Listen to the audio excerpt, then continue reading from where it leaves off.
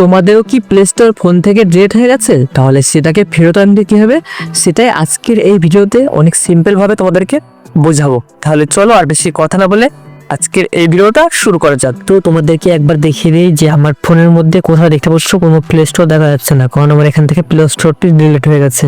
তো এটাকে আমি এখন কি করে ফেরত আনবো সেটাই আমি তোমাদেরকে দেখাবো।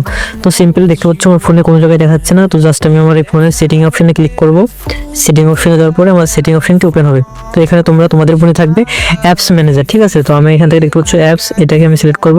তো তোমরা তোমাদের ফোনের অ্যাপস ম্যানেজারে যাবে এবং এখানে দেখতে পাচ্ছ সি অল অ্যাপস, জাস্ট আমি এটাতে ক্লিক করব। এখানে আমার ফোনে যতগুলো অ্যাপস আছে সব এখানে শো হচ্ছে। তো এখান থেকে এখন আমি আমার প্লে স্টোরটা খুঁজে বের করবো কোথায় আছে। তো তোমাদের ফোনে এরকম সব অ্যাপস শো করবে, তোমরা জাস্ট প্লে স্টোরটি থেকে খুঁজে বের করবে তোমাদের অ্যাপসের মধ্যে গিয়ে, সবগুলো অ্যাপসের মধ্যে গিয়ে। এখানে আমি একটু নিচের দিকে আসবো, এখানে আমাদের যে গুগল প্লে স্টোর আছে, ঠিক আছে, তোমরা দেখতে পাচ্ছ যে গুগল প্লে স্টোরটি আছে সেটা এখানে আমাদের শো করছে। জাস্ট আমি গুগল প্লে স্টোর পরে ক্লিক করবো। ক্লিক করার পরে সঙ্গে সঙ্গে দেখতে পাচ্ছ এখানে দেখাচ্ছে যে ইনেবল।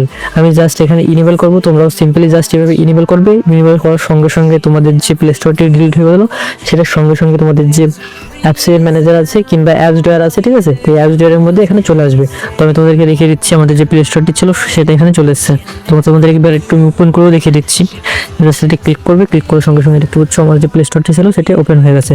তোমরা এরকমভাবে সিম্পল প্রসেসে করে নেবে। বন্ধুরা, আমি অনেক সিম্পলভাবে এই ভিডিওটিতে তোমাদেরকে বোঝানোর চেষ্টা করেছি যে তোমাদের ফোন থেকে প্লে স্টোর ডিলিট হয়ে গেলে সেটাকে কীভাবে ফেরত পাবে। তো এই ভিডিওটা যদি তোমাদের একটু ভালো লেগে থাকে তাহলে একটু লাইক করবে এবং কমেন্ট করে জানাবে ভিডিওটা তোমাদের কেমন লাগে। আর এই চ্যানেলে যদি প্রথমবার হয়ে থাকো তাহলে অবশ্যই চ্যানেলটিকে সাবস্ক্রাইব করে দিও। তো আজকের জন্য এই পর্যন্তই। সবাই ভালো থাকবে, সুস্থ থাকবে। Tata, bye bye, Radhe Radhe বন্ধুরা।